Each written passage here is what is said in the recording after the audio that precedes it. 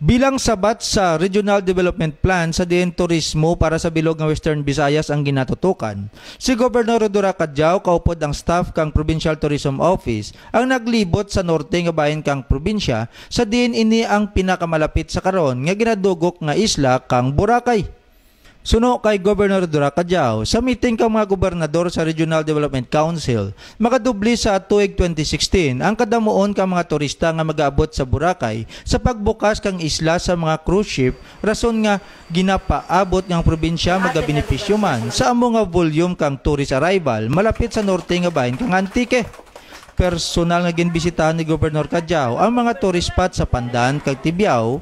Siya man ang nakipagginon-anon sa mga mayors, barangay officials, resort owners kag mga stakeholders nga makabulig pabakod kang paghanda sa long-term nga tourism industry kang Antique. Nakita natin daw medyo na uri-uri rin kita sa development kang tourism digya sa bilog nga Region 6. Ngaron, nagapungko ako rugto sa Regional Development Council ang tanan ng mga gobernador ang tutok gid tourism. Of course, hindi man inato pagpatan ng mga health, education, pero tourism gid. Pagpungko ko, sa sarakang akin nga pagpungko, naingid ko ang gobernador kang Aklan, si Miraflores. Kag nagpunta na nga, eventually, sa duhon ang daang katiklan rin. Hay, ga-anticipate sanda nga, duro nga mga cruise ship ang maabto sa may Boracay. Kadya may mga darwa, 3, 4. Cruise ship na the hotel tapos magtos na sa Boracay, may igmaas na enjoy, balik sila mapurog sa cruise ship. Pero they are anticipating numerous cruise ships nga naga-intend nga maabto sa Boracay. Di ko nakanakan gob, ma-overpopulated gid ang Boracay nga dya. Di ang pirmi ko nga pangabay, kung mag-attend ako kang Regional Development Council sa tanan nga mga ahensya nasyonal, pares kang DOH, DOTC, Tourism, Education, kami naman. Biligan nyo kami sa Antique naman, hay, ang Negros, okay rin. Ang Iloilo, grabe rin ang ugwad na. Ang Aklan, ay, ang andang kwarta, kapranubra rin. Mahimo ka ni sanda kang international airport sa Katiklan, the best in the world. Sipin nyo ha. Sa may Capiz, grabe man ang tourism to. Ano kita? Hay, ang mga tourist nga naga-spill over, ang tawag ng nga naga-pranubra sa Boracay, ura na sa Lukang Antique, gagto sanda rugto sa may Romblon, gagto sanda sa Siquijor, gagto sanda as far as Guimaras. Now, kung ni Governor, Gob, you prepare the northern part of your province for these tourists. Nagsilad sa isip ko nga, well, it's about time nga buligan kita. Hay, first time dyan nga ang gobernador, ang mayor kang 3 ka Banwa, mayor kang Tibiao, mayor kang Kulasi, kang mayor kang Pandan, maugyon para sa ikaayong kaya ng atong turismo.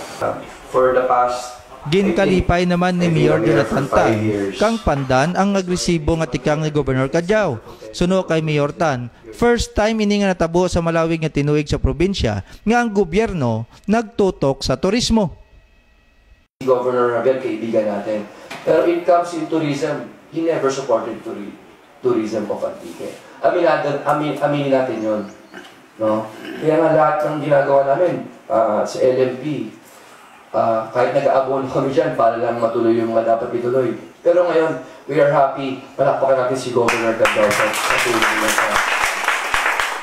I think this is the right time now na talagang dapat natin pagtulungan. Not only the government officials, but also the stakeholders, the media men are very important also to market the tourism of Antique. So all of us, we must be involved, especially now, pa-take off na tayo. Kasi yan nangyayari, yung pa-take off, tapos biglang baba na lang Hindi na talaga mag-take off That's my dilemma. I keep on telling everybody when I go to Manila, I tell everybody this That's why when I tell them that I'm the mayor of Antique, the next question is, where's Antique? Diba? I tell them it's near Boracay. My town is only 30 minutes from Boracay. Sa Banwa naman kang Tibiao, nakiginon-anon man si Gobernador Cadjao sa mga stakeholders kapariho kang sa Banwa Kapandan para mapasigurado nga dungan kag isang direksyon kang tanan kag iniya mo ang mabakod, manami kag kompleto nga tourism package nga kung ano ang ginaturok kang gobyerno amo man ang sa pananawon kang diya nga mga stakeholders involved. Nakaschedule naman nga pagabisitahan ni Governor Cadjao ang mga isla sa Banwa kang Kulase, Tibyao kag sa Urihi, ang mga tourism site naman sa Sur nga bahin kang Antique. Para sa Co Patrol, Randy Londres.